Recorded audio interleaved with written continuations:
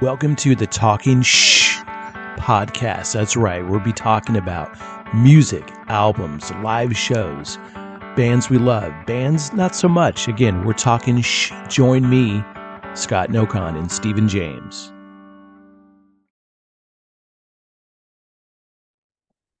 All right, so we are back. This is episode 3. Can you believe that, Stephen?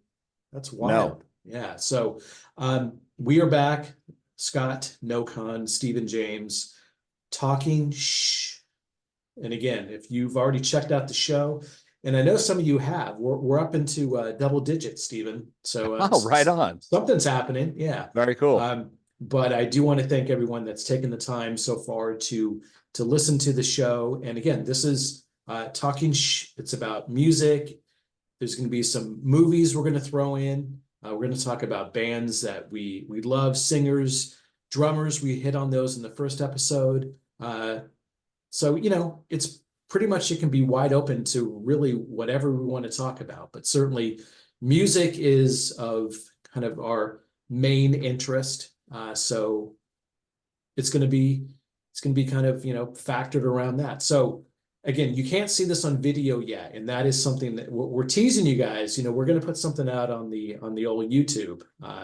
Just have to make that happen. But for now, you can find us on Spotify and wherever you can stream podcasts. So let's just jump right into it. So again, picture, if you may, the Iron Maiden logo in Talking Does Matter. It's a Thursday that we record this. I don't know if I should have given that away, Stephen, right? That's okay. Yeah, They won't. But you can catch us every Monday. We're going to release a new episode. But I'm loving the shirt. What like, obviously it's Maiden, but what design is that? I can't see the whole thing. What is that?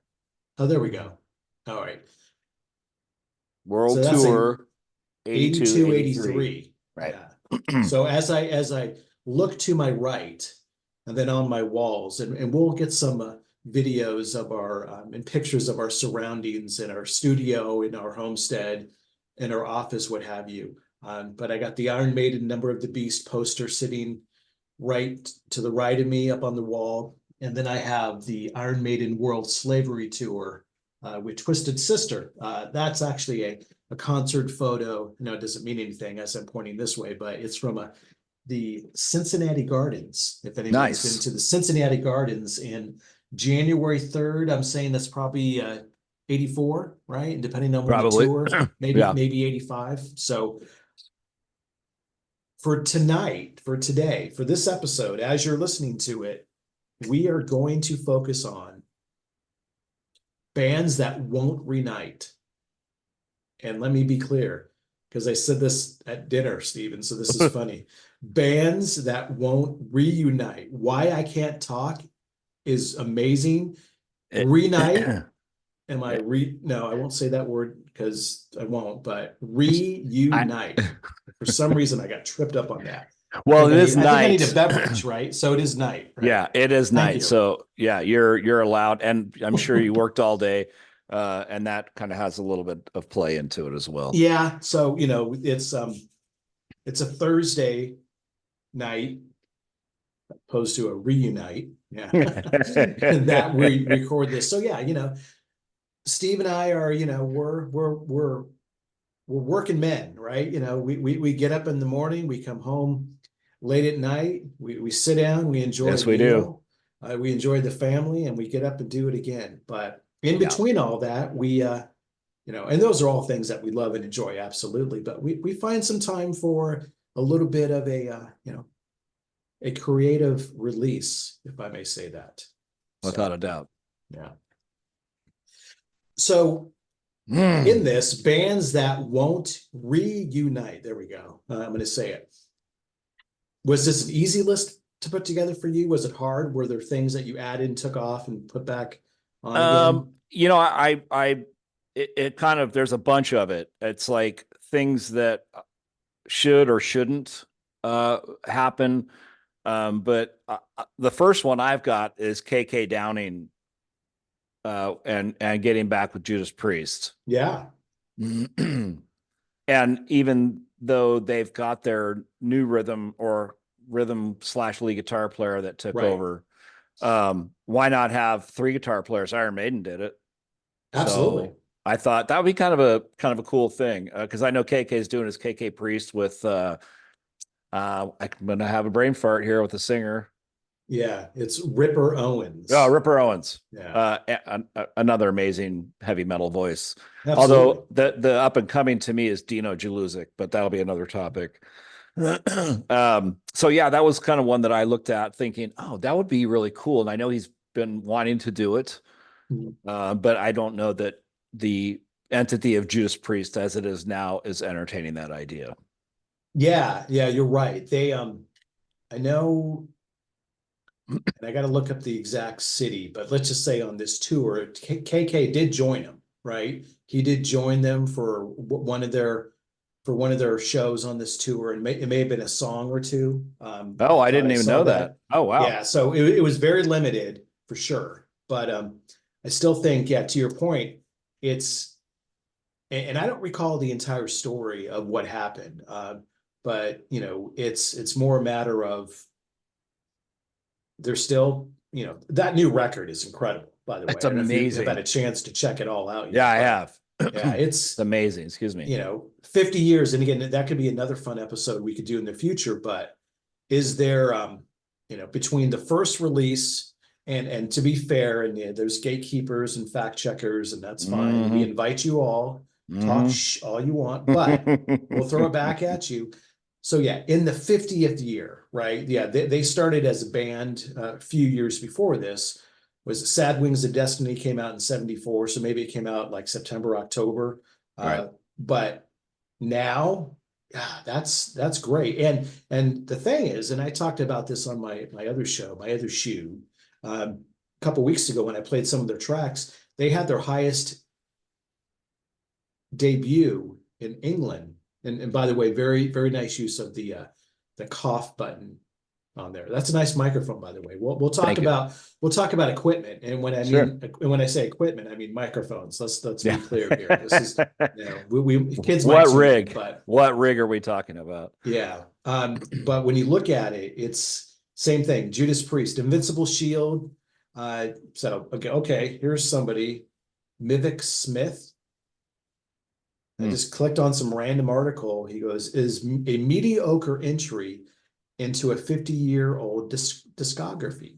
There you go. Just say career. You don't have to, you know, throw all those words out. But it's, yeah, I think he's this guy. Again, you're open to your opinion, fine. Sure.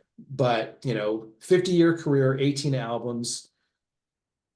This is a good one. You know, is it their best one? No. But when you open the album with Panic Attack, it's bringing back the, you know, Screaming for Vengeance, maybe on the tail end of British Steel, but definitely goes into Defenders of the Faith for sure. It kind of has that same feel, and even, you know, Turbo, right? It's because there's some keyboard in there. So that same kind of tone that comes out of it. It's like, again, that's what's great, and that's what sucks with music. Probably at the same time, I'm going to side more with the great, that people can have their opinions. But yeah, certainly it's, I agree. And we'll spend a little bit of time on this first one just because it stood out. I didn't put them on my list, and for some reason I just kind of just glossed over them. But yeah, that would be something else. And there were some rumors probably in maybe 22, 23, that would there be and we talked about on our first episode, is metal still, you know, relevant? Does metal still matter? Right. And we tagged the singer of Accept, so feel free to reach out, Mark. You know, we tagged you on the socials. We invite you to comment on it. I'd love to have a conversation. That'd be amazing. You know, for sure. But should there be an Iron Maiden Judas Priest tour? That I've always wanted to see that, you know, because technically, I think it was kind of like the Gojira Mastodon tour, because one would open for the other and they'd flip flop every night, which would be kind of cool with Iron Maiden. I think in my opinion, Iron Maiden has a bigger draw than Judas Priest. Yeah. So it would make better sense to see Priest open up for Maiden. But either or, that would be one of the ultimate concerts I'd be amazed to go see. Absolutely, yeah. And there's even if you want to check it out on YouTube, there's a Rob Halford on for Metal Pilgrim. He talks about touring with Iron Maiden, and has there ever been? Did Iron Maiden and Judas Priest ever tour? Probably way back, at Maybe. some point in their careers, they would have done that. But Yeah, that would be phenomenal I mean, that would talk about a draw and moneymaker. And I know that as far as Iron Maiden too, I know Nico's getting tired. He had a stroke in January, I think last year, that debilitated his drumming, not completely, but he doesn't do what he used to do with the fills. He's a little more laid back with it. That he's still doing it. What I want to say there, I don't know his age. I don't want to talk. Somebody's going to question me on that, but yeah, that they're still doing it and still going, and their tours are just insane. I mean, but that he is still doing it. It's like your limitations happen, and you're like, I'm going to fight through it, and I'm going to keep pressing on and pressing on and pressing on, and he's still doing it. That's amazing. Yeah. So they did tour together back in '80 on the British Steel tour. Kidding. Yeah, awesome. So again, 44 years ago, Awesome. and then it looks like there was another, either this is someone's comments or they reappeared after British Steel on Number of the Beast and Screaming for Vengeance tour. So yeah, certainly, back in the day, but yeah, to see it again now, and would that make, at least in some places, would it make a stadium? Sure, because even now Judas Priest came through here with Queensryche opening maybe 2 years ago, and they played at the Nashville Auditorium, which probably holds 5,000. So Priest isn't at the same level they were. Their theaters, some amphitheaters, Maiden, in some cities, multiple nights at arenas, and then obviously if they go, to South America, they're playing 100,000 soccer stadiums easily. So it's it's pretty amazing. So to see them, but yeah, to be able to bring that back together with Judas Priest would be pretty phenomenal. I agree. Yeah. Let me jump in. Yeah, with one of mine. Go ahead. Yeah. Go. No. I just just real quick. I just wanted to bounce back, and and I don't remember what year it was, but it was 15 maybe years ago plus. I saw the Judas Priest British Steel 30th anniversary reunion tour at up in Los Angeles, and it was stellar. Yeah, I was actually literally on the floor right in front of the stage for that, and it was one of the most amazing. And I've seen Priest 3 times, and that one just blew me away. Yeah, yeah. Still, the first tour that I saw outside of club shows, so like a real tour, Irvine Meadows. We talked about this, right? Previously, but Iron Maiden. So technically, the first band I saw in an arena, be it amphitheater, was Kick-Axe from Canada. So, so that will still kind of be the first indicator on the old diary. But yeah, Judas Priest, Defenders of the Faith, that was phenomenal, and it capped the night off in the and sure it wasn't the first, and certainly there won't be any other times at Irvine Meadows, as that's a bunch of apartments now in Irvine. Yeah. But there was, we're leaving, we're 14 years old, we're leaving, walking down that the classic trail, right? It brings you all the way back to the parking lot, and there's this car flipped over and on fire. Wasn't ours, which was good, but that's good. That's a way to end a metal show. With I guess so. Crazy bastards burning up a car.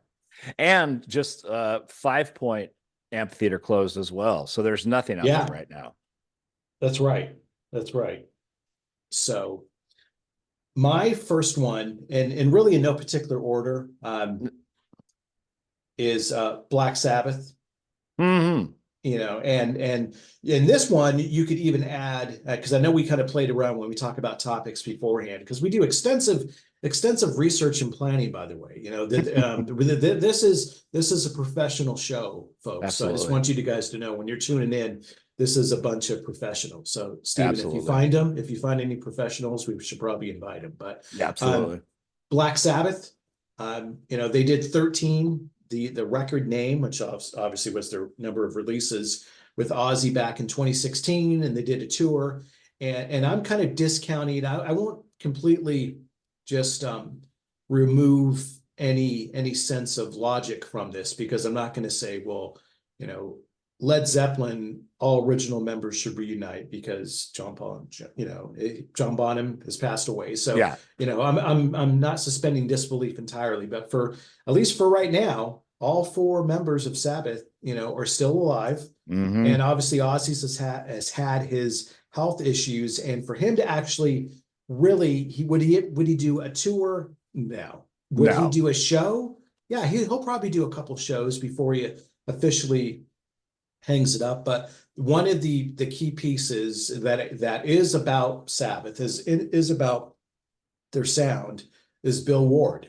He resides in Seal Beach, California, to this day, in Orange County.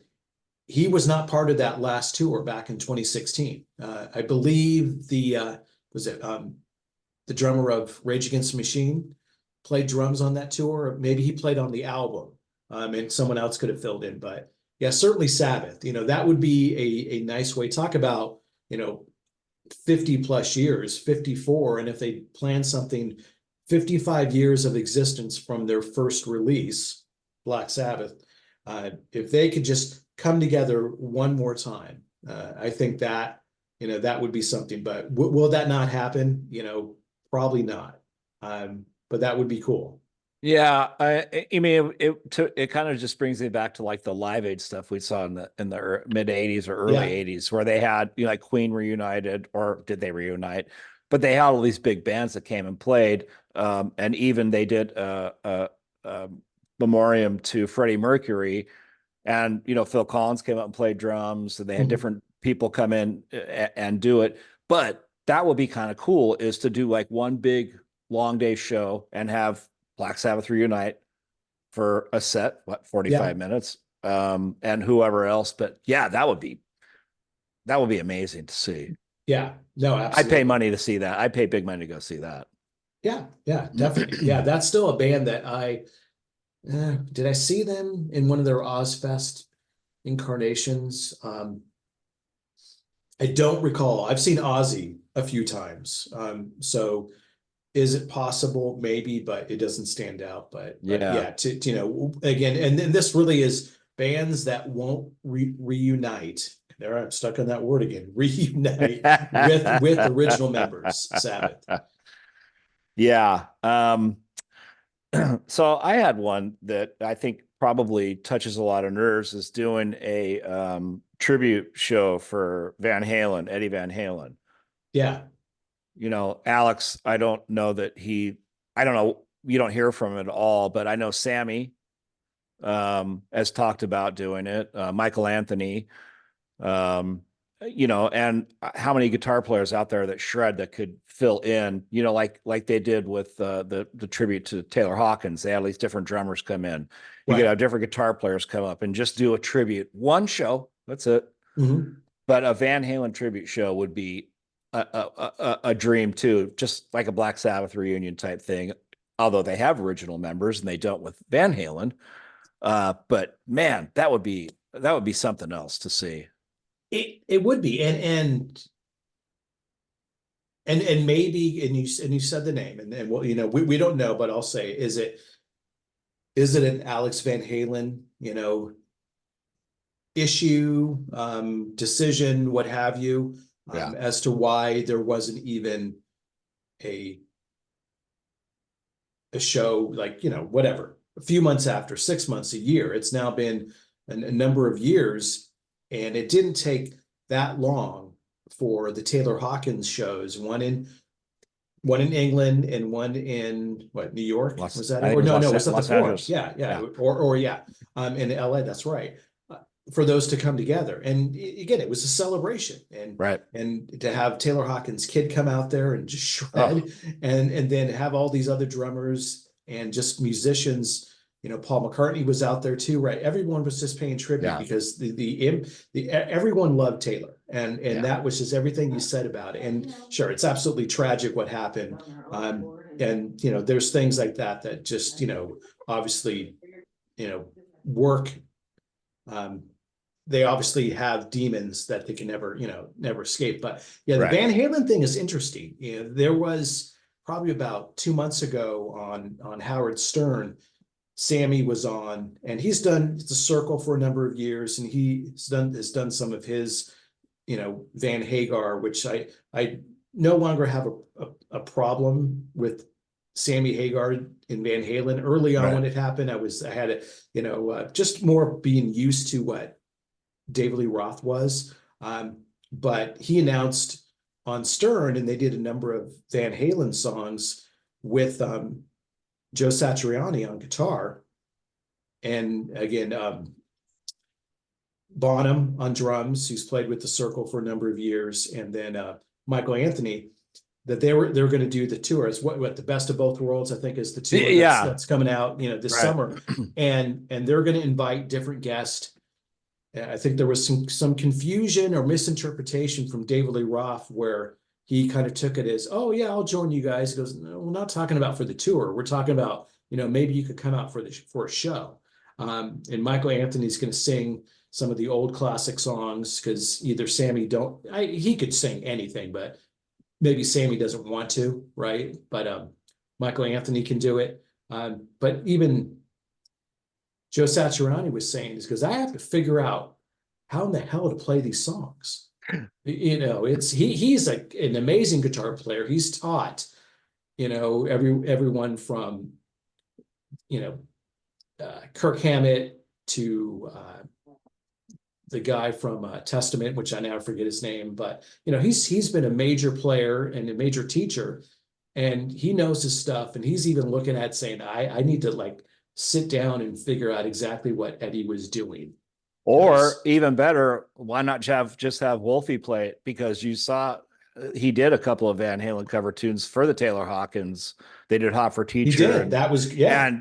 And the solo, it was If You Close Your Eyes, that was Eddie playing. So ultimately it could just be Wolf and Alex and Sammy and Michael. But yeah, Satriani, I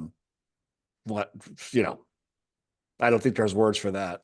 No, and I'm sure, just based on, and they're coming through Nashville. I got to look at the dates. And again, I think it's over the summer into the fall, but yeah, I definitely see Wolfie show up for a show and plug in and play and probably pull off some of the solos. And he matched everything for sure. It was great to see, but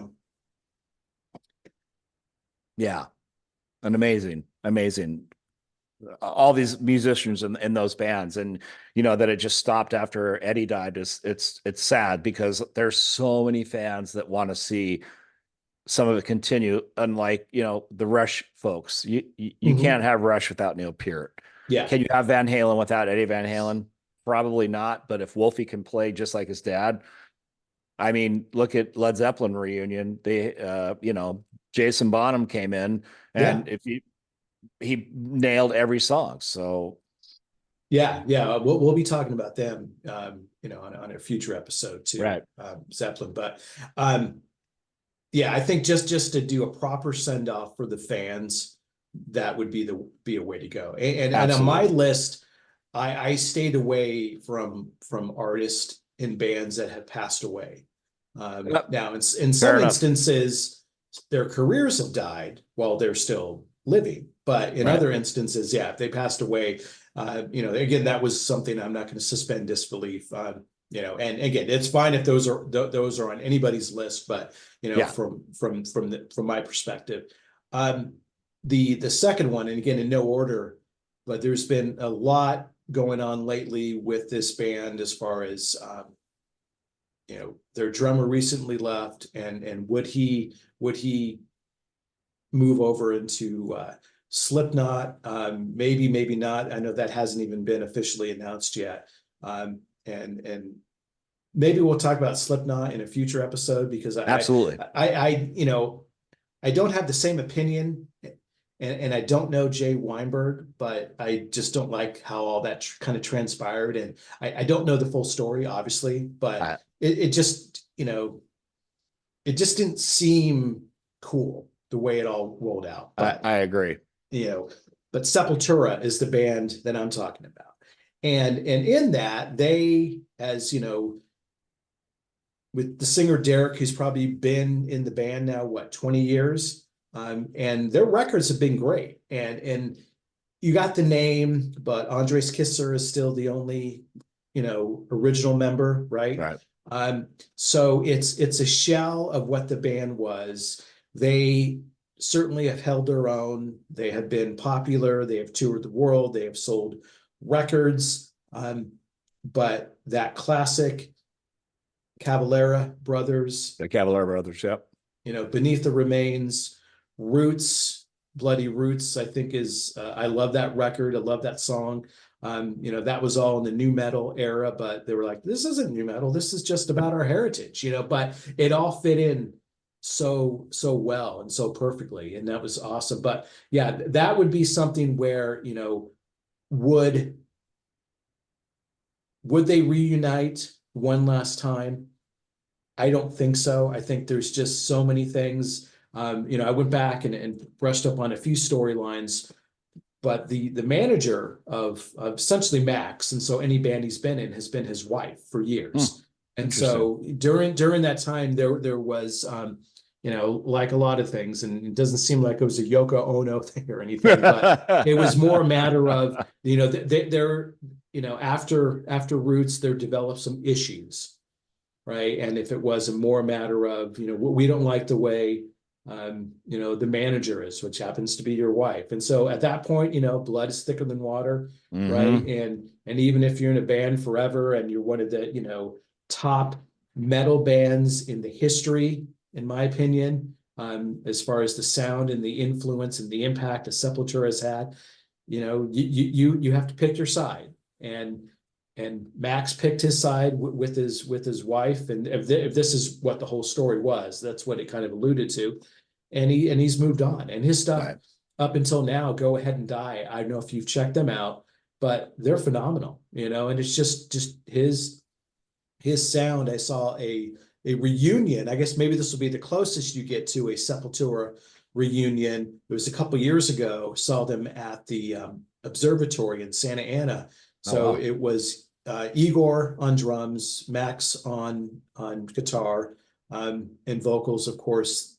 Tony Campos, who has been in a number of bands, he was on bass, and there was another guitar player that I forget who it was, but they played the Roots record, and that's what they were named for, Roots. And I have a T-shirt downstairs, and they toured as Roots, not as Sepultura, just as Roots. And so it was a tribute to that record. And then they did, a whole bunch of other classic Sepultura songs. So that's as close as you're going to get.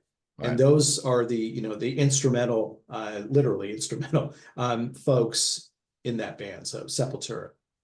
Yeah. Great band. And I got kind of fell into Sepultura from, the algorithms when you search things, drummers, metal drummers, and Eloy came up quite often. And that's how I kind of really found out. I mean, I didn't know about him. I mean, I've heard about him, but I never really listened to their music. And then once I got turned on to his, I was like, oh, these guys they shred. They're so good. Yeah. Such a great band live. The thrashy, and what Eloy did with, morphing those songs into his own, because if you watch some of those footages of him, you just are, for me, I'm just amazed at that he can even pull what he's pulling off, and how muscular he is, and how hard he hits, and how fast he is. All that combination, you're like, I don't know how he pulls that off. Right. Yeah. Amazing. An amazing. Here's a one that and I don't know that they've broken up, but there's a lot of tension. Is System of a Down. Yeah. And who Um, knows what's going on, right? They did that show. I don't know if you did you see them? Was it System and Corn yes, at the stadium yes, next to the yes, Coliseum? Yeah. yes. A Well, couple years ago now, yeah, right? phenomenal. I mean, and the fans that they have, it seemed like it was more System fans than anybody else, because as soon as they came on, the place, you could feel the electricity from the energy from the people that were there. Yeah. They knew every lyric, they knew everything. I mean, I know a few songs, I like them. It's not a band that I follow a lot, Right. but they're definitely diverse. And when they first came out, I was like, oh, this is kind of different. Yeah. It's like, oh, they're bringing Middle Eastern, into heavy metal, which I thought was genius. I was like, wow, somebody's doing something different. Right. What a great thing they're doing. But yeah, that would be fun if they would, get back together and put a new album out and tour again. But I know that the singer I think he lives in New Zealand. Okay. Or not to say that you and I aren't going to be able to record remotely, but I Right. don't, I think that he is the one that's kind of like, I'm not really into it anymore. But that's my speculation in the last I heard Right. about it. No, for sure. Yeah, it's kind of funny. Talk about like the algorithms that come up. I had just YouTube on yesterday when I was doing some things at night, and just put it on like the rock and metal channel and just see what comes up. And yeah, the System video came on, and yeah, I had not seen that video in years, and just yeah, the energy and the musicianship, and really the uniqueness of that sound, Yeah. and how they just blended together. It truly is Yeah. one of the more unique bands out there. And I remember way back in the day when they were coming up in LA, there was this kind of set in, Sunset Strip on fire. It's like, wait, who is this band? Right. And Right. you wanted to pay attention, you wanted to find out. And then the records they put out with Rick Rubin working with them for a number of years. Yeah, good stuff. So this band that I have next has been just as of last week in the news, as they've had a few singers, and they're still going, and they're at the club level. And with their latest change, and there was health reasons that their current singer had to leave, but then they announced kind of at the same time that, and it's just completely Lizzie Hale. There we go. Lizzie Hale, Yeah. as the replacement singer. So Yeah. I'm talking about Skid Row. And within the same time frame, Sebastian Bach just put out his latest solo record. And I saw a couple, again, on going through the algorithm, I saw 2 videos or 2 songs. I'm like, is it as good as what he did in the first? I think the first 2 Skid Row records are great. I know some, and I forget the name now of the third one. Some go, no, that's the best one of all. But I don't know. I followed them. I saw them live a few times. I thought it was really kind of unique and cool that they toured with Pantera on that Yeah. second release, because when they came out, Slave to the Grind had some heavy songs on it. So it was a good mix. But as far as, would Sebastian Bach, and they've tried. So this is where it definitely, to me, falls into, aside from, yeah, it's more that, would it be a money grab? Would they be booked in arenas? Yes. Would there be a package tour? Yes. But this really is bands that won't reunite. God, that word. Reunite with the original members. Reunite with the original members, because they've tried. Yeah. They've tried, and different members have just said, nope, just not interested in doing it. I don't know. That would be cool to see. Do we need another record? Not really. I don't need another record from them. But if you just highlight your first 2 records for sure, and you go on the road, that's going to be something that, one, I think they could still do it musically and carry it off live, unlike some bands. But it's something that people would enjoy seeing. I would enjoy seeing that. Yeah, I agree. I never saw them live. I did like them when they first came out. I was enthralled with his voice. I mean, not only that, but come on, what a looker that guy back then. Now he looks like one of, well, I don't want to say, I don't want to piss people off, but but he was, you know, he had the hair, he had the voice. Yeah. They all had. I mean, that was like the ultimate heavy metal band for me. It was like they all had that, you know, it wasn't that frizzed out hair thing like the hair Yeah. bands. It was just they were like in your face metal, which I really really liked. Would love to see them reunite with Sebastian because ultimately, and I don't understand the new kid that they had in the band. He didn't sound like Sebastian, but he Mm. fit. His voice was just in the pocket for their music. It was Yeah. like, you know, like and I'm just going to make a quick comparison, like the kid that, well, I'm still probably not a kid anymore, the guy that sings for Journey now. Yeah. I'm sure you'll know his name. I'm not. It's Arnel Pineda. Darnell. Pineda. Yeah, Pineda. Yeah. You know, you're doing is replacing that same Steve Perry sound with somebody who sounds just like him, versus you get somebody else who comes in who has a good voice and can still move that music. That's kind of what I like. Is like Hmm. there's certain shoes you have to fill exactly, and there's certain shoes that you can fill on your own and make it your own. And I heard a couple of their concerts on YouTube, and I was like, wow, this kid's really good. Yeah. I say kid, I guess. Yeah. Thanks again for tuning in to the show. We'll be back every week with a brand new episode. Make sure you check us out on Instagram at Talking Shh Show, and also listen on Spotify or wherever you can stream a podcast. See ya.